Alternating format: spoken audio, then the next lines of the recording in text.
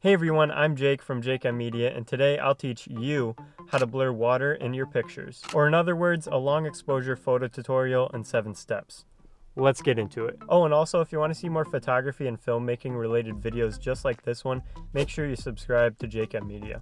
Alright, let's first start off with the gear that you'll need to make the water in your photos look blurry.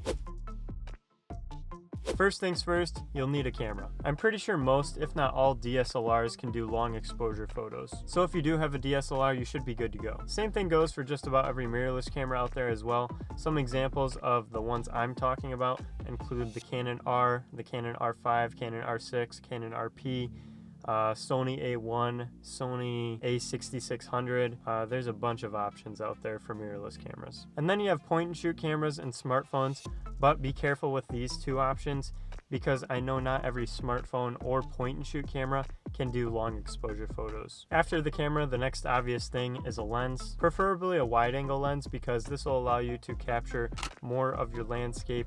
And when you have it on a tripod, if the tripod does end up shaking, the wide angle lens won't capture much of the shake, whereas a telephoto or a longer zoom lens is going to capture more of that shake, and you don't want that. The next thing you'll need is a tripod. I actually use a pretty cheap tripod. It only cost me around 75 bucks, and that's the Sunpack Travel Light Pro. Usually it doesn't matter how expensive your tripod is, just make sure that it's sturdy enough and can hold the weight of your camera. Then the next thing you'll need is an ND filter. ND stands for neutral density, and all that means is that it's going to block out light that comes through your lens into your camera and lands on your sensor. Therefore, it's going to darken your image and allow you to slow your shutter speed down. That way you can get that blurry water effect. So this is one of the more important things when it comes to taking long exposure photos. And if you've never heard of a neutral density filter and don't know the process behind buying one for your lens, I have a video about neutral density filters and I'll link it above in the card. Alright, and the final piece of gear I have on my list is a remote shutter. However, this one is optional. In fact, I don't even use one. Now the purpose of a remote shutter is to take away camera shake when you press the shutter button down on your camera. But you don't need this because there is an easy workaround for not having one. And I'll talk about that later in the video. Alright, that's all the gear you'll need to make water look blurry in your photos. Now let's get into the steps of how to take the photo. Step 1, prepare your gear. This includes cleaning your gear, attaching the lens, ND filter, and tripod plate, and then making sure your SD card and battery are inside your camera and your SD card is formatted. Now for step 2, find a location with movement. Now the movement doesn't necessarily have to be water. I've seen people do long exposure photos with clouds, cars, trains, and a bunch of other things. However, in our case, the movement is water.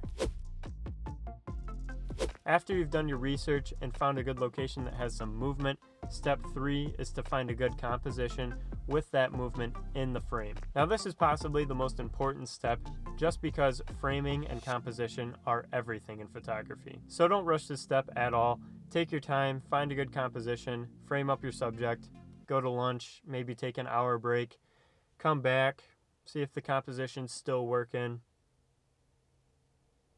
Yeah. I'm obviously kidding, but seriously, take your time with this step. Then we have step 4, set up your tripod in a sturdy position and put your camera on top of it. This seems like a pretty basic step, but setting up your tripod in a sturdy position is really important because if you set up your tripod and it's not level and it's windy out, then you're going to experience some camera shake and that's not going to help your photo. So just make sure your tripod and camera are in a good position and they're not going to move around a lot. And that leads me into step number 5, set your camera into manual and adjust the exposure. This step has a few other little sub-steps that I'm about to go into, so brace yourself. First of all, like we talked about earlier in the video, you don't need that remote shutter if you don't want to buy it. Like I said, I have one, but I don't use it all the time just because it's sometimes a hassle. So a quick workaround to this is to turn on your camera's timer. And I usually set my timer to 2 seconds, but you can set yours to 10 if you really want. Alright, after turning on your camera's timer, the next thing you'll want to do is set your ISO to the lowest possible number. What this will do is reduce the amount of grain and also make your image darker. After that, you'll want to adjust your aperture, and normally you'll want your aperture number pretty high. I usually put mine anywhere from f8 up to f16. Now what this will do to your photo is give you a larger area of focus and also darken your image just like the ISO. Then the next thing you want to adjust is the shutter speed. This is where things get a little confusing because you're going to have to play with your shutter speed and take a few photos at a few different shutter speeds. That way you can find the look that you want. Also, something to keep in mind with shutter speed: the slower the shutter speed, the blurrier the motion, and the brighter the image. So a faster shutter speed is going to mean less blur in the movement and a darker image. Also, if you're not able to get a slow enough shutter speed because you're letting in too much light, try adjusting the ND filter if you have a variable ND filter. I actually have a variable ND filter, and what it allows you to do is adjust the brightness and darkness of the filter itself. So if you do have a variable ND filter and you do need a slower shutter speed for your photo, try adjusting it to where it looks darker, like so. And the last thing to do with your settings is to set your white balance. Now this is pretty self-explanatory, but when it comes to white balance, most cameras have some presets to choose from. Some of those presets include daylight, cloudy, shady, tungsten, fluorescent, and maybe a few others. But all you have to do for white balance is, if you're in a sunny situation,